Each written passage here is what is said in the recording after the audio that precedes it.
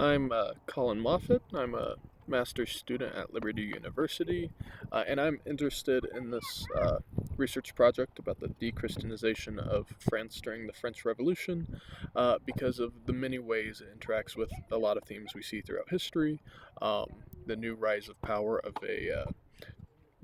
and mass democratization of the French Revolution brought with it a whole bunch of new uh, personal rights and liberties, um, and how those were expanded upon much more than, say, for instance, the American Revolution uh, is of specific interest.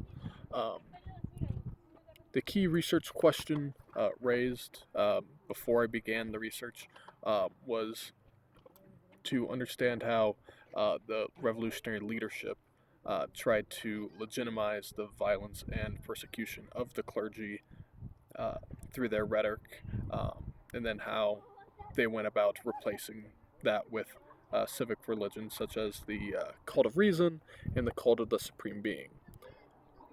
The major types of evidence I used throughout my analysis was predominantly focused on uh, using the Declarations of the Rights of Man and Citizen, the 1789 version, and then the adapted version in 1793, which was the prelude to the Constitution of Year One, um, after the Reign of Terror begins with the Jacobins, led by Maximilian Robespierre, takes power.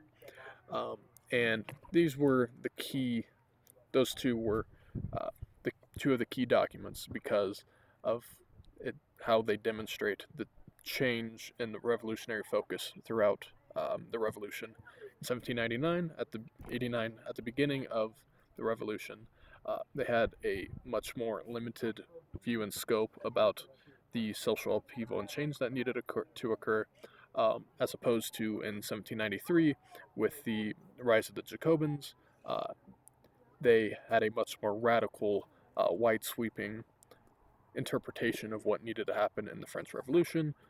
For example, they believed it was very, very important to remove the auspices of education from the clergy to being a government job. Um, there are a few different reasons for this, but primarily this was to remove the ability of the French, who, as we'll talk about in a second, were perceived as the enemies of the French Revolution, remove their ability to uh, educate and mold public perception and opinion. Uh, the methodology I used changed depending on the primary source used.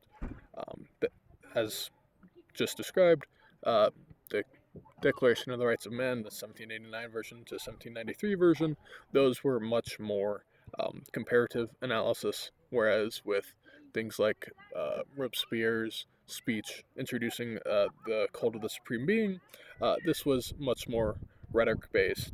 Um, what language is he using? How is he trying to kind of create a bridge between Catholicism in France to civic religion, describing uh, the supreme being in terms very similar to how Christians and Catholics in the Bible describe God. Uh,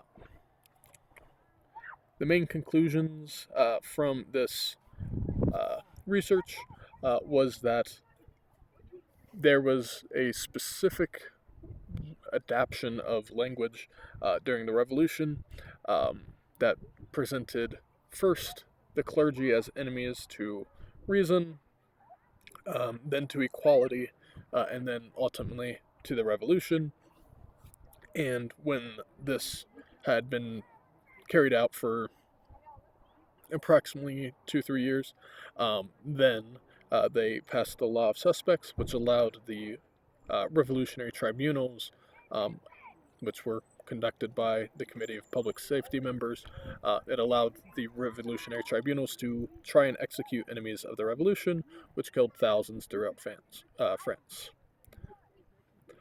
New questions that were raised um, would be more specific analysis in comparing the rhetoric of revolutionary leaders such as Robespierre um, and the Enlightenment philosophers like Voltaire, who's referenced heavily throughout um, the research.